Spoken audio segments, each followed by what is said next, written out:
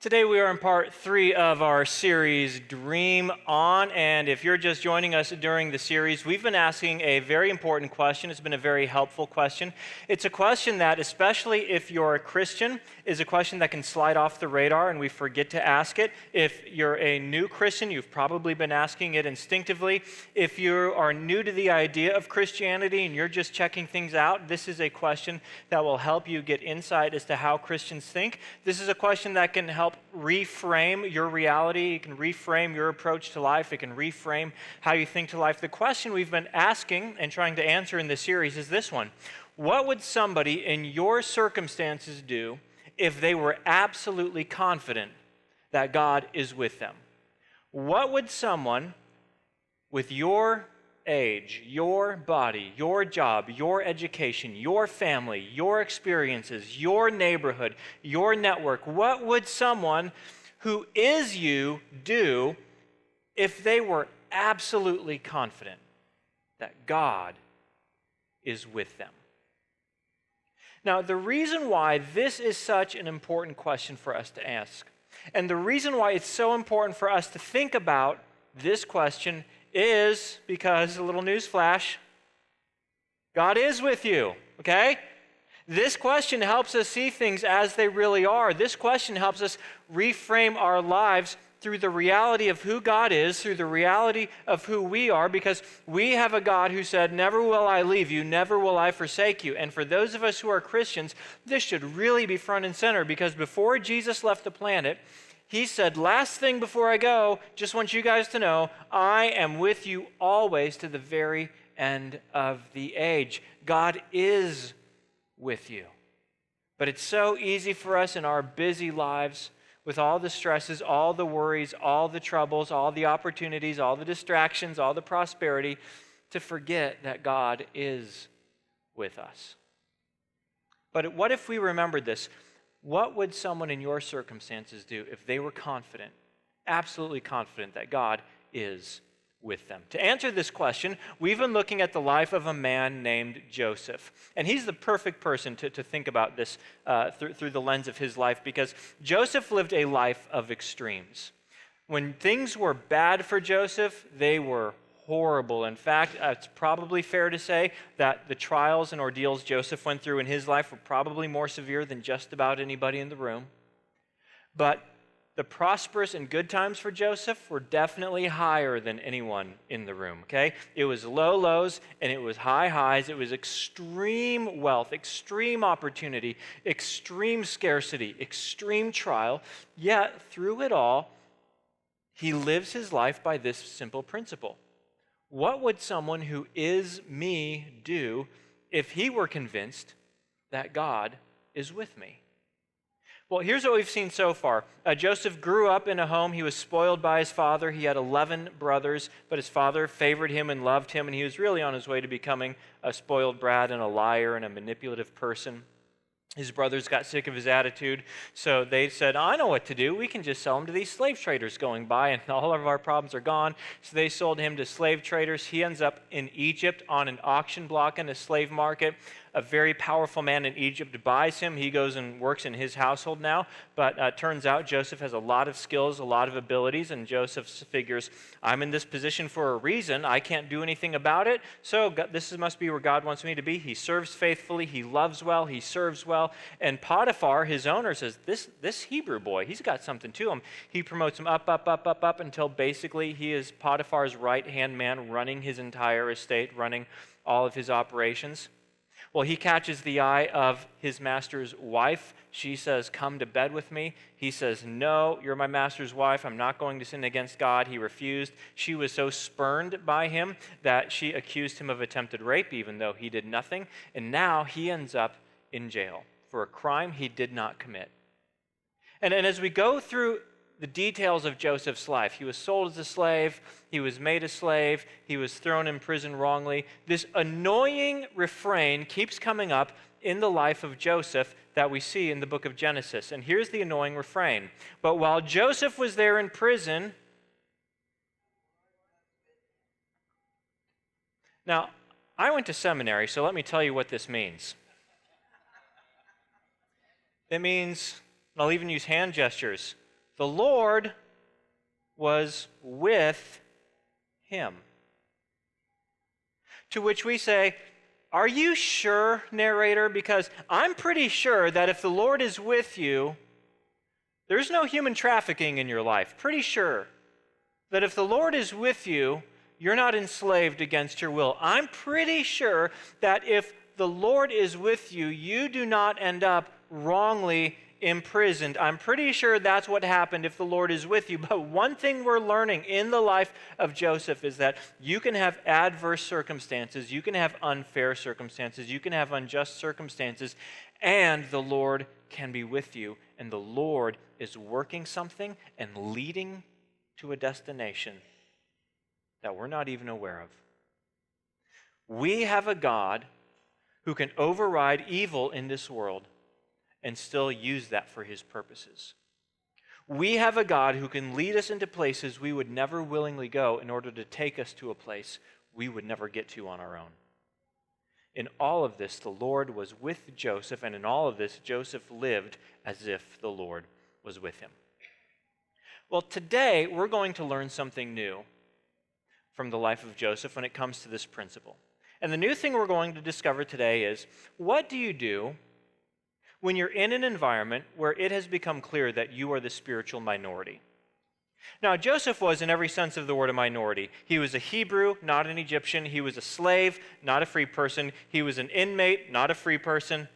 And he was the only person he knew who worshiped the Lord and believed in the Lord and trusted in the Lord in a society that worshiped pagan idols of the Egyptian deities. What do you do when you find yourself in a culture and when you find yourself in situations where it's not okay and you're not supposed to be a Christian? You're not supposed to talk about your faith. This is the kind of subject matter you just keep to yourself and you keep it quiet.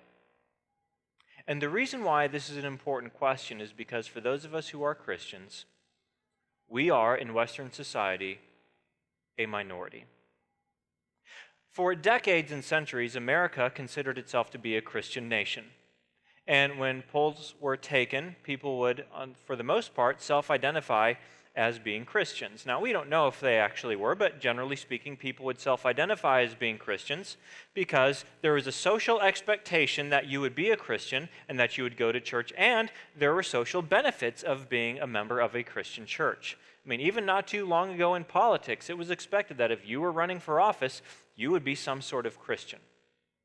Today, of course, that has completely changed. There are no more social pressures to be considered a Christian, and there are no more social benefits of being a member of a Christian church. And the number of actual Bible-believing, Jesus-following Christians in America today is estimated to be somewhere in the low 20%. Some say 21%. And the concerning trend is that in the biggest and most influential cities in our country, New York, Los Angeles, Chicago, Boston, Atlanta, Seattle, the actual number of Christians is below 10%, and those are the epicenters of culture, the people shaping the future of our country. We've entered an era where to be a Christian, to follow Jesus, means you are a spiritual minority. And so far, in my opinion, the church has not done a good job of figuring out how to gain influence as a minority in the culture.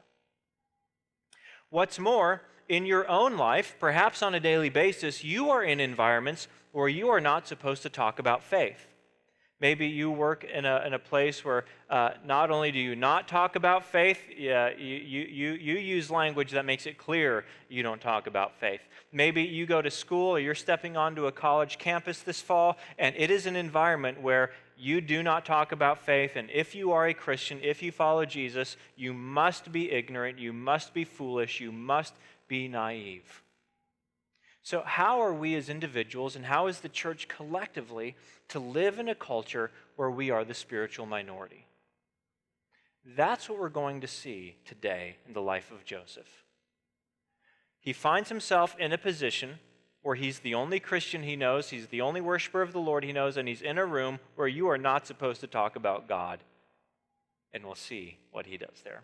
We'll pick it up where we left off, Genesis 39. But while Joseph was there in prison, the Lord was with him. he showed him kindness and granted him favor in the eyes of the prison warden. So the warden put Joseph in charge of all those held in the prison, and he was made responsible for all that was done there. The warden paid no attention to anything under Joseph's care because the Lord was with Joseph and gave him success in whatever he did. So no reason to just sit there in your cell. I'm just going to put you in charge and you can run the whole place. I'll be in my office sipping coffee. That was the warden's approach to it. Sometime later, and by the way, sometime later, Joseph got to Egypt when he was 17. We find out when we look at all the details of the story, he's now 28 years old. Now, we don't know how long he was a slave and how long he was in prison, but think about this.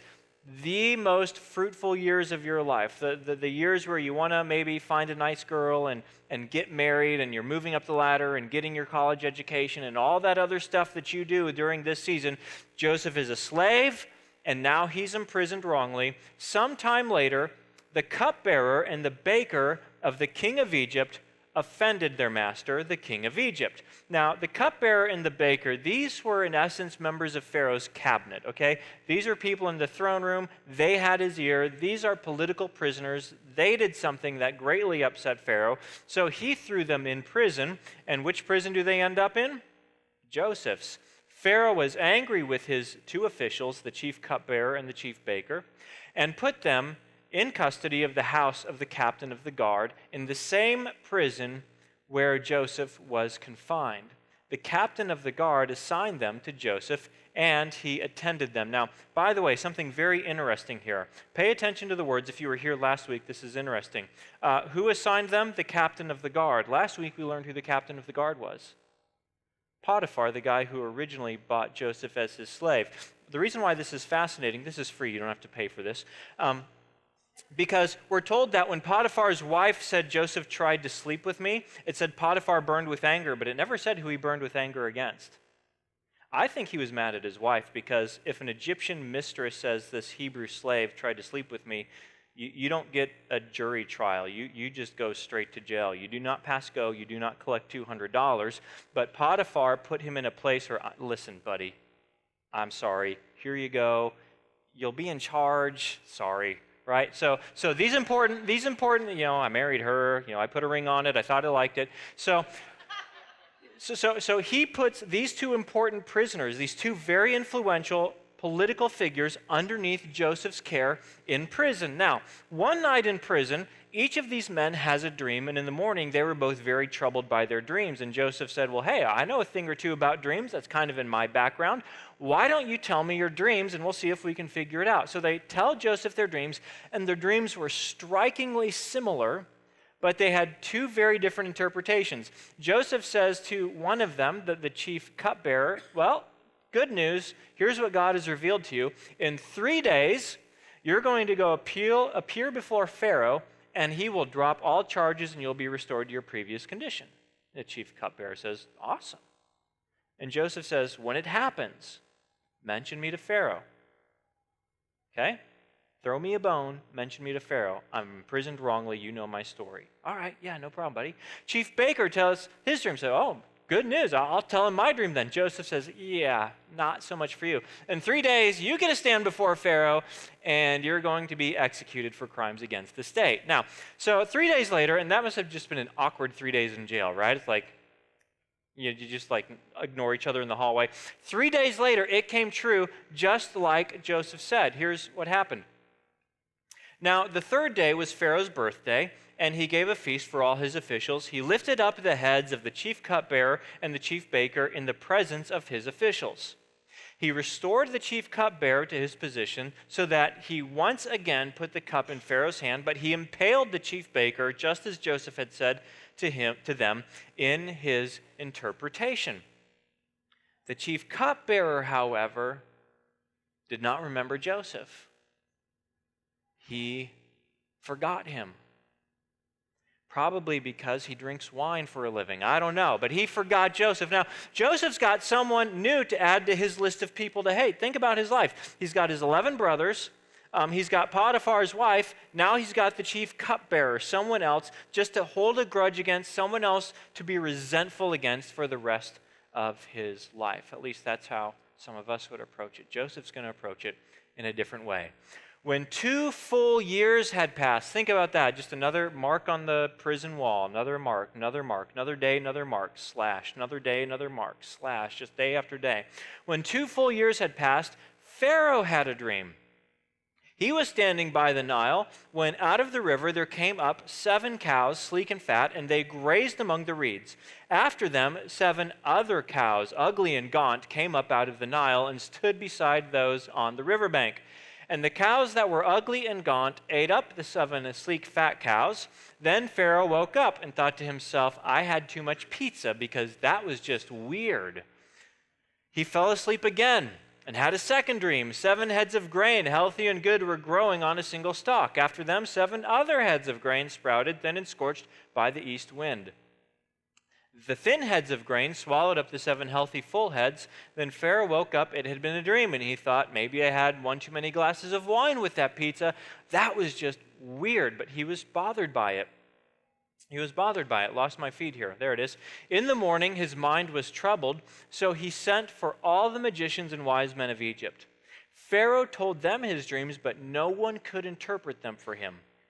Then the chief cupbearer said to Pharaoh, Today I am reminded of my shortcomings. Pharaoh was once angry with his servants, and he imprisoned me and the chief baker in the house of the captain of the guard. Each of us had a dream the same night, and each dream had a meaning of its own. Now, a young Hebrew was there with us, a servant of the captain of the guard. We told him our dreams, and he interpreted them for us, giving each man the interpretation of his dream. And things turned out exactly as he interpreted them to us. I was restored to my position, and the other man was impaled. So all of a sudden, Pharaoh wakes up. He's telling everyone his dreams. No one can answer them. Chief cupbaker goes, wait a minute. Oh, yeah. Sir, Your Highness, there was this guy back in prison, and I can't remember, was he an inmate or was he running the place? I'm not sure. Anyway, one night we had these weird dreams, and he interpreted them for us, and it was kind of hard to understand him. His Egyptian wasn't very good, spoke with an accent. But he interpreted the dreams, and we understood what he meant, and then the dreams came true, and I don't know if he's still around. I don't know if he's still in prison. I don't know if he fled the country. But go look in the jail. Maybe he's still there. Maybe he can interpret your dreams. So that's what happens.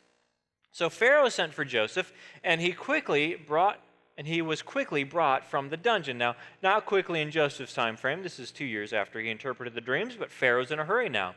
When he had shaved and changed his clothes, because when your inmates go stand before Pharaoh, oh yes, sir, things are great in the dungeon, sir, nice and clean. Changed his clothes, he came before Pharaoh. Pharaoh said to Joseph, I had a dream, and no one can interpret it, but I have heard it said of you that when you hear a dream, you can interpret it. Now,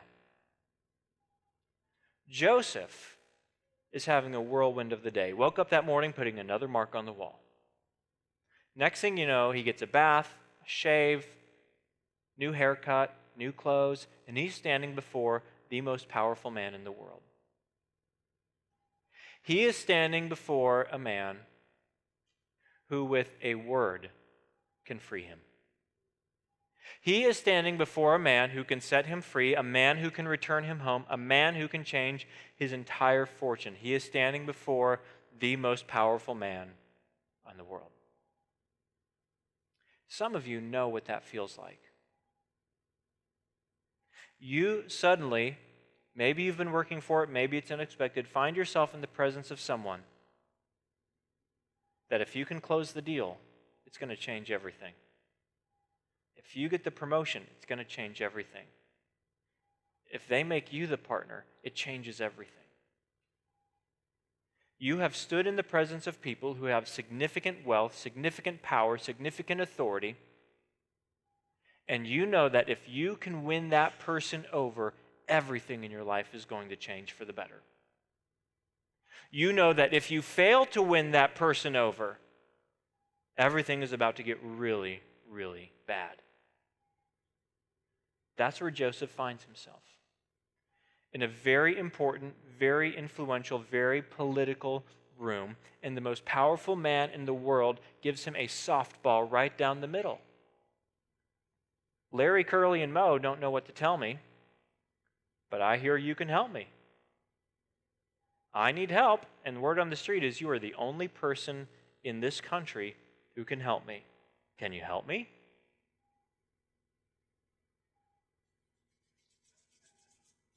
Right? What do you do in that circumstance when all of a sudden the red carpet has been rolled out for you and you can stroll right down it? That's where Joseph finds himself. And look at how he approaches it. He says, "I cannot do it," Joseph replied, to which everyone in the throne room gasped and their jaws dropped.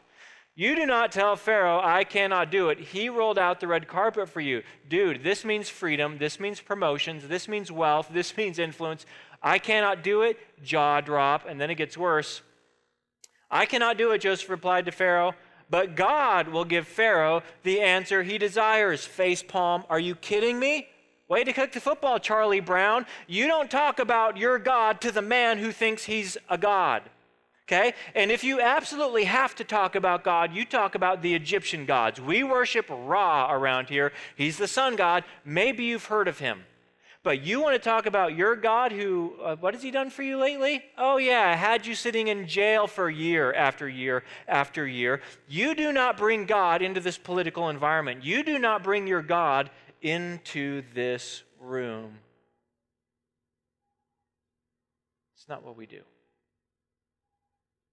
What do you do when you're in that kind of environment? What do you do when you're the spiritual minority? What do you do in the room where you're not supposed to bring up your faith in God? Joseph does exactly what a person would do if they believe that God is with them. I can't do it, but God can. God can give you the interpretation that you're looking for, so why don't you tell me your dreams? Let's see if God can help you out today. So Pharaoh tells him the dreams. He retells them, explains them to Joseph. Then Joseph said to Pharaoh, "The dreams of Pharaoh are one and the same." Now look at how many times, just count along, how many times he references God in his explanation. God has revealed to Pharaoh what he is about to do. The 7 good cows are 7 years, and the 7 good heads of grain are 7 years. It is one and the same dream. The 7 lean, ugly cows that come up afterward are 7 years, and so are the 7 worthless heads of grain scorched by the east wind. They are 7 years of famine. It is just as I said to Pharaoh. God has shown Pharaoh what he is about to do. 7 years of great abundance are coming throughout the land of Egypt, but 7 years of famine will follow them. Then all the abundance of Egypt will be forgotten, and the famine will ravage the land. The abundance in the land will not be remembered because the famine that follows it will be so severe. The reason the dream was given to Pharaoh in 2 forms is that the matter has firmly been decided by God, and God will do it soon. Rather than making something up, rather than saying, "I know what the dream means," Joseph just says, "Well, God had something to say to you. Here's what God is saying to you. It's all from God. I'm just the mailman." Now, here's what I love. Pharaoh asked him for an interpretation. Joseph gave him an interpretation. So now this foreigner, slave, inmate is supposed to just stand there and keep his mouth shut and not speak until spoken to. But look at what he does next. I love this part. "And now, let Pharaoh look for a discerning and wise man and put him in charge of the land of Egypt." Implication, Pharaoh, this task is a little bit above your pay grade. I'm not sure you can handle this. I do know a thing or two about running a jail, so let me just give you some advice here. Let Pharaoh appoint commissioners over the land to take 1/5 of the harvest of Egypt during the 7 years of abundance. They should collect all the food of these good years that are coming and store up the grain under the authority of Pharaoh to be kept in the cities for food. This food should be held in reserve for the country to be used during the 7 years of famine that will come upon Egypt, so that the country may not be ruined by the famine. And now, he is in the room with all the political people, all the economists, all the lawmakers, and this guy who just walked out of, "You guys smell that? Yeah, it's jail. Yeah, the guy who just walked out of jail says, here's the plan on how you can avoid catastrophe, if I may be so bold. Like, Joseph, what has gotten into you? Well, I did sleep at a Holiday Inn. No, I slept in jail last night. I slept at jail last night, but he just is incredibly bold. But in this, we learn something about what happens to us when we live as if God is really with us. We see what happens inside of us when we live with complete confidence that God is with us. And if you're taking notes in your program this morning, here's some fill in the blanks. When you live as if God is with you, you become thoroughly humble and thoroughly confident at the same time. When you live as if God is with you, you become thoroughly humble. In other words, it's not about me. It's not about my advancement. It's not about my opportunities. It's not about my ego. It's not about me getting ahead. And it's not about you and you're important or you're unimportant or you're a big deal or you're not a big deal. Because if you live as if God is actually with you, that means no matter who is in the room, that person is not the most important person in the room. And it means that no matter who is in the room, you're not the most important person in the room. If you live as if God is with you, that means you know that God is in the room. God is in this room. Which means that it's not about me. It's not about you. It's not about us. It's not about the things we get so caught up in and swept away in. And, oh, this is our one chance. And, oh, we've got to make a big deal out of this. And if this doesn't come together, nothing's going to come together. And if I can win their favor, if I can win their influence, if I can get their endorsement, life will be gravy. Joseph looks at Pharaoh and he says, you're a big deal, but you're not that big of a deal in light of sovereign God, who made the world, who created us, who has no beginning, who has no ending, and the entire story of life is the great big story of God. And if we are wise, we will be humble and find our place in the great big story of God. Which means Joseph can walk into this room and he doesn't need to pretend he's somebody he's not. I'm just a Hebrew. A lot of hard luck has come my way. But if you need some help, yeah, I don't know why I can do this, but it's not from me, it's from God. God can help you. Completely humble, yet thoroughly confident at the same time. Oh yeah, and here's what you should do, by the way. I mean, I know your guys went to Harvard and all, and they're very smart, and they're good economists and all that, but just so you know, here's a real simple plan. Save up 20%. It'll get you through the whole famine. There you go. Put somebody in charge. Rock solid. And the reason why he's so confident is because God is with him. One time when I was in college, I was a bartender getting through college, or to be more godly, I was a cupbearer in college to get through school. And there's this one night at the bar where someone's, there's like 3-4 bartenders on staff, but it just so happened the way the bar was staffed that night, I was the only male on staff, and there's all female bartenders working with me. And one of them goes, Jason, there's a fight breaking out over there. So I look up, and there's these two dudes, pretty good size, coming head to head, and I'm like, oh no. So I quick jump around the bar, and I'm running towards it, and I happen to have a couple friends there, and they're football players. They're on the football team, big guys. I'm like, this will be easy. I'm like, guys, watch my back. And I run to where this conflict is about to break out. I get right in between them, get right up in their face, say, this isn't going to happen here. I talk them down, I talk them out of it, get one guy out of there, make sure he drives off, get the other guy out of there, turn around, and my friends are just drinking their beer, not paying any attention at all to what's going on. And I thought, the only reason why I was so confident is because you guys had my back, and apparently the beer is more important than having my back. But I thought, if I've got some football players who have my back, if I've got some football players who are with me, then I can be confident and go break up this fight between two pretty big guys. God is with you.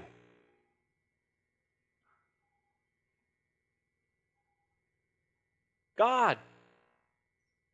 But things are going bad, Jason. Yeah, like Joseph. Because God's leading him somewhere. If you live as if God is with you, you are so humble because you don't have to worry about your ego. God will take care of what needs to be taken care of, and you're so confident because the Creator is with you. That's what we see in Joseph, that humble confidence filling him. The plan seemed good to Pharaoh and to all his officials. So Pharaoh asked them, "Can we find anyone like this man? One in whom the Spirit, and one in whom is the Spirit of God?" So there's all these officials that are dying for an opportunity and a promotion like this. And all of a sudden Pharaoh says, "What about this guy? He's better than you, bozos. I think we should give him a job." Like, yes, sir. Yes, brilliant idea, sir. Yes, right? All these yes men. Then Pharaoh said to Joseph, "Since God has made all this known to you, there is no one so discerning and wise as you. You shall be in charge of my palace, and all my people are to submit to your orders. Only with respect to the throne will I be greater than you." Here's what Pharaoh is saying. Okay, I've known you for all of an hour now, and you seem to have a good plan, and you did come straight out of jail. You're in charge. Except for this chair. You don't get to sit in this chair. That's my chair, okay? You stay out of my chair. But you're the one who's going to organize all this. You're the one who's going to orchestrate and lead and administrate all of this. Why? Because I believe that God is with you. What's fascinating in the life of Joseph, what does Pharaoh see?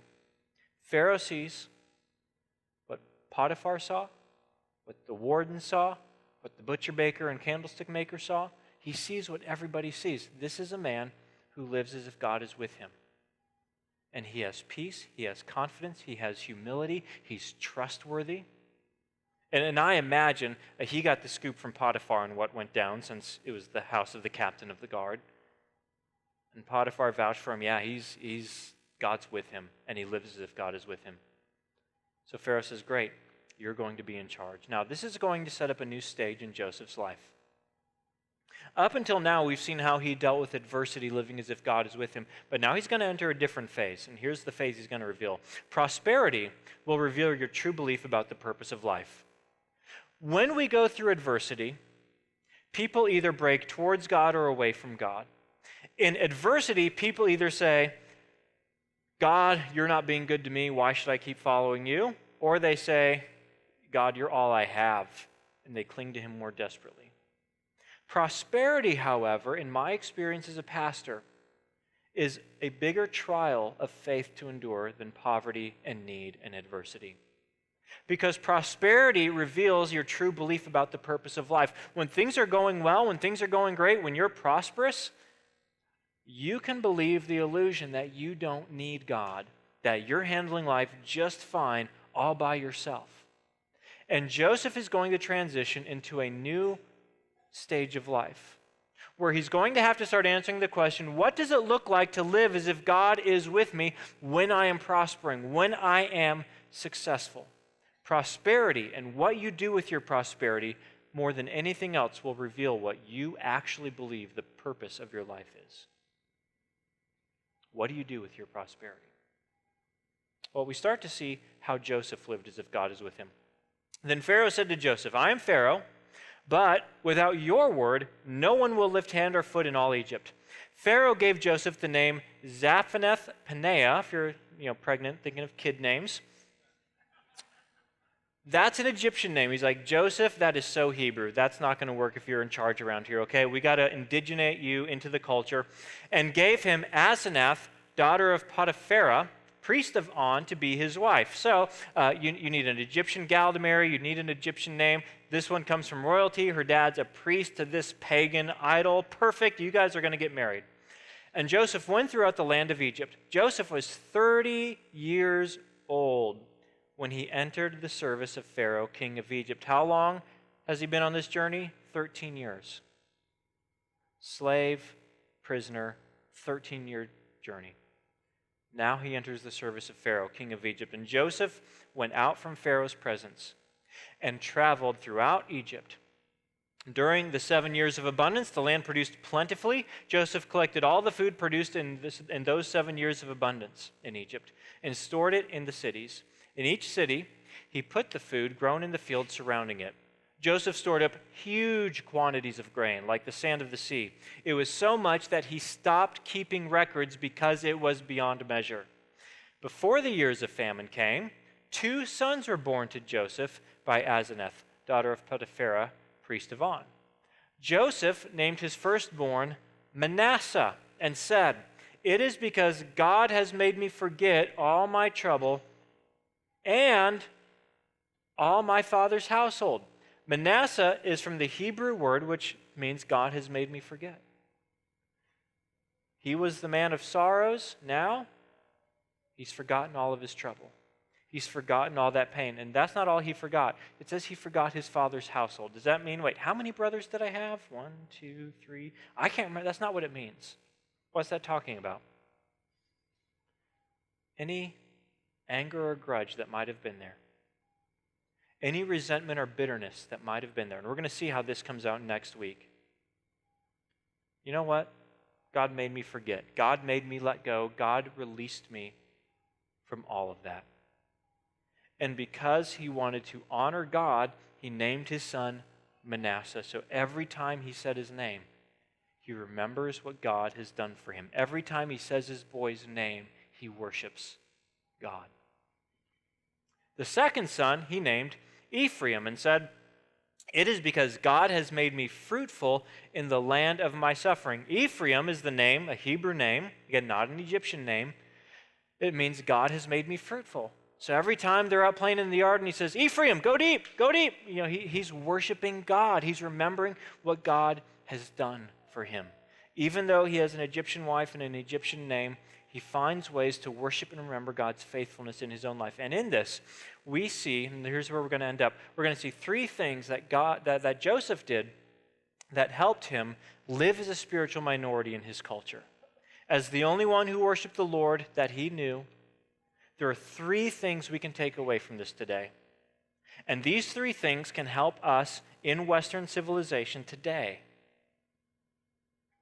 live as if God is with us, even though we live in a culture where less and less that's the case. Even though we live in a culture where more and more you're not supposed to talk about your faith.